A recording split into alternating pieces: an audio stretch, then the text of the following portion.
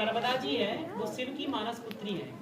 हम लोग बोलते हैं रुद्र देहाय विद्महे मेकल कन्यकाय धीमहि तन्नो रेवा प्रचोदयात्। रामचरितमानस में गोस्वामी तुलसीदास जी ने भी लिखा है, शिव प्रिय मेकल शैल सुतासी सकल सिद्धि सुख संपत्ति राशि। शिव जी की प्रिय और रुद्र देहाय विद्महे, मतलब भगवान शंकर ने जब समुद्र मंथन के समय 14 रत्न निकले तो विष का भी पान किया, तो उनका जो शरीर है गर्म हो गया, एकदम हीट हो गया, तो उनकी पसीनों की जो बूंदें जमीन पर गिरी और शंकर जी कहाँ आए, सभी पर्वतों में घूम रहे थे, ले देके अमरकंटक मेकल पर्वत पर आए, तो उनकी जो पसीने की बूंदें जमीन पर गिरी, उससे नर्मदा जी की उत्पत्ति हुई। ठीक है। और ये जो स्थान है, हम शॉर्ट में बता रहे हैं, ये जो स्थान है सोनमूड़ा, ब्रह्मा जी के 2 मानस पुत्र सोन और भद्र, हिरण्यबाहु के नाम से भी इनको जाना जाता है। हिरण्यगर्भः समवर्तताग्रे, आप लोगों ने सुना होगा हिरण्यबाहु। तो ब्रह्मा जी के मानस पुत्र सोन जी का विवाह नर्मदा जी के साथ में होने वाला था, किसी कारणवश विवाह नहीं हो पाया। क्या हुआ, जब बारात आ रही थी तो एक जो घर की कोई भी सहेली होती है लड़की की, तो बोलती जाओ बारात देख करके आओ, तो एक सहेली को नर्मदा जी भेजी, जाओ बारात देख करके आओ। अब वो बारात देखने गई तो दूल्हा उनको पसंद आ गया, वो जाके मंडप में बैठ गई। अब नर्मदा जी को क्रोध आया, तू मेरी जगह पर बैठी तो सोन जी को श्राप दे दी, जा तू नदी रूप में बह जा, तो नदी रूप में बह गए। आज भी यहाँ पर माई के मंडप नाम एक स्थान पे, जहाँ पर नर्मदा जी की शादी हो रही थी, पूरे चूल्हा कढ़ाई भोजन सिल्लोड़ा आटे की लोई सब पत्थर की हो गई। आज भी वो स्थान है, आज भी वो प्रत्यक्ष स्थान है, यहीं पर माई का मंडप है। तो सोन नदी के किनारे जो आइए, ये हमारे यहाँ के मुख्य पुजारी जी संदीप तिवारी जी पंडित जी हैं, तो जो सोनाक्षी शक्तिपीठ आप लोग दर्शन कर रहे हैं, सोन नदी के किनारे सोनाक्षी शक्तिपीठ। अमरकंटक में शक्तिपीठ में भ्रांतियां हैं, आपको बताएं, एक चंडिका पीठ और एक सोनाक्षी पीठ। चंडिका पीठ अमरकंटक के घने जंगलों में है, कोई नहीं जा पाता, उसको भ्रामरी देवी बोलते हैं, उसके भैरव असितांग भैरव, इसलिए चंडिका पीठ की पूजन नर्मदा मंदिर में की जाती है। और जो हमारे यहाँ जो शक्तिपीठ है वो सोनाक्षी, सोन रक्षती सोनाक्षी, सोन की रक्षा करने वाली देवी सोनाक्षी। यहाँ पर माता रानी का दाहिना नितंब गिरा हुआ है, यानी पुष्ट गिरा हुआ है, इसलिए उसको हम लोग पैक करके रखते हैं, दर्शन नहीं कराते हैं, क्योंकि हमारे सनातन धर्म में माताएं बहनों के जो अंग होते हैं वो दिखाए नहीं जाते। हम आप लोगों से निवेदन करें, आप लोग शक्तिपीठ का कार्य कर रहे हैं, सनातन पुरुषार से जुड़े हैं, आप पांडे जी स्वयं बैठे हैं होके आए, तो जो माँ कामाख्या का जो गुप्त अंग दिखाया जाता है यूट्यूब में या फेसबुक में, ये दिखाया जाता है ना, गलत है, ये गलत है। मैं आप सब समिति वालों से निवेदन करूंगा कि रमन भाई जी को भी थोड़ा बताइएगा, और आप लोग तो कुछ सक्षम हैं, तो जो भी जागृति यात्रा निकाले, जहाँ पर माई के गुप्त अंग आप लोगों को दिखे वहाँ पर आप सख्त रोक लगा दो। बोले क्यों दिखा रहे हो? ठीक है, आपने सही बोला। ये मुद्दे की बात है। मैं उस दिन वहाँ पर बोलने वाला था आपके कन्वेंशन सेंटर में, मैं नहीं बोला, चलो गुरुजन बोल रहे, रहने दो। रमन जी को बोला, लक्ष्मी नारायण जी को बोला और अन्य सबको बोला, मैंने कहा नहीं, लेकिन ये मुद्दे की बात है। आप लोग सोशल मीडिया पे इस बात को डालिए, यूट्यूब फेसबुक जो भी जितना चलाते हैं सब डालिए। कोई भी माँ कामाख्या के यूट्यूब में जो वीडियो डाला है उसके ऊपर कार्रवाई करवाओ।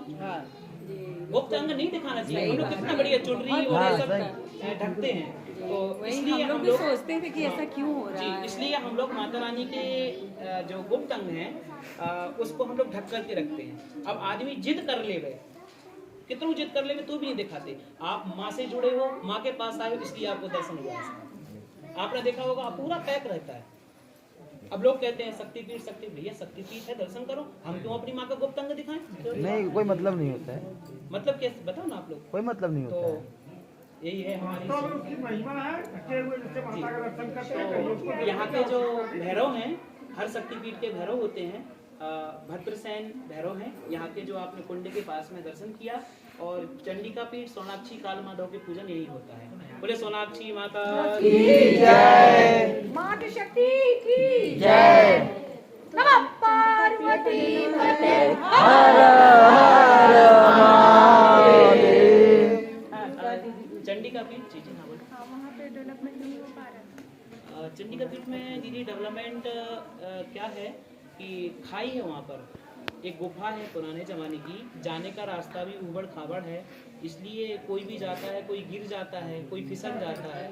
यहाँ तक कि वही आरती पूजा भी उधर नहीं होती। कोई संत महात्मा जाके कर देवे तो कर देवे। मान लो ये रास्ता है और एक खाई है, सीधे 500 फीट, अगर पैर फिसला तो सीधे 500 फीट। भ्रामरी देवी उसका नाम है। वहाँ पर भ्रामरी मतलब मधुमक्खी, मधुमक्खी इतनी ज्यादा है, अगर अगर हम तेल सेंट लगा पे चले जावे और थोड़े सी भी जाए तो पता चले कि सब मधुमक्खी लिपट जाए।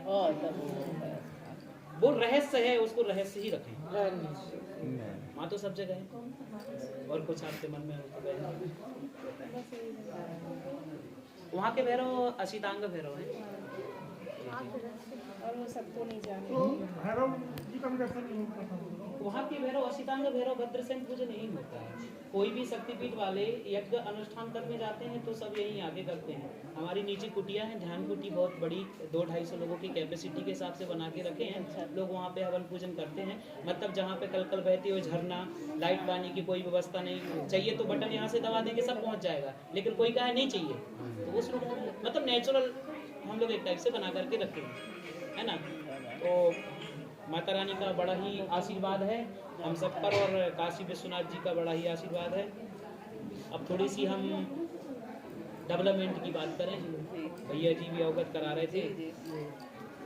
तो आपका ये जो ट्राइडेंट सेवा समिति है, इसका केवल काम है कि पुराने मंदिरों का जीर्णोद्धार करवाना, या जीर्ण शीर्ण मंदिरों का जीर्णोद्धार करवाना, जो टूटे हैं उनका जीर्णोद्धार करवाना। तो आप लोगों से हम निवेदन करेंगे, हम आश्रम वाले या समिति वाले या ट्रस्ट वाले पर्सनली दीदी नहीं बोलना चाहते, पर्सनली नहीं बोल रहे हैं कि हमारा करो, लेकिन ये माता रानी का शक्तिपीठ के सामने जो भी आप लोग देख रहे हो, थोड़ा सा इसका ध्यान दें। तो विशेष पांडे जी भाई साहब मेरे को विशेष ही आग्रह है ना।